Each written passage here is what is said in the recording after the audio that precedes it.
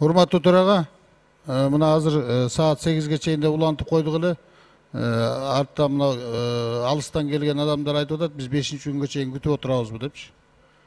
Ошон үчүн ушул бүткөнгө чейин улантып койбойлубу? Булар көлдөн бери келишип, Жети Өз районунан келишкен, Балыкчыдан келишкен, Нарындан келишиптир.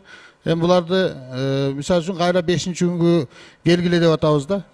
Ошон үчүн бүгүн эле ушуну бүтүргөнчө иштеп коюуну сунуш кылам. Өзү 83 депутат жазылды да. Азыр кыскартып коек десек сунуш кылгыла. Сунуш кылганда фракциянын лидерлери. Урматтуу төрага, менде фракциянын лидери катары сунуш бар. Бүгүн бүткөнгө чейин карап, чечимди кабыл алып, токтомду.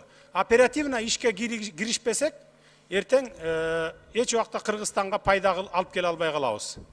Контролго ала албай калабыз. Балким эртең бардыгы жок болуп, баякы кетсе, кумтөр токтоп калышы мүмкүн. Анда биз парламент күнөөлүү болуп калабыз. Мен ачык эле айтып коеюн.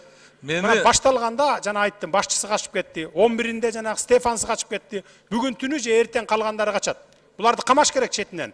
За то, что ушундай экологический катастрофа алып келген үчүн.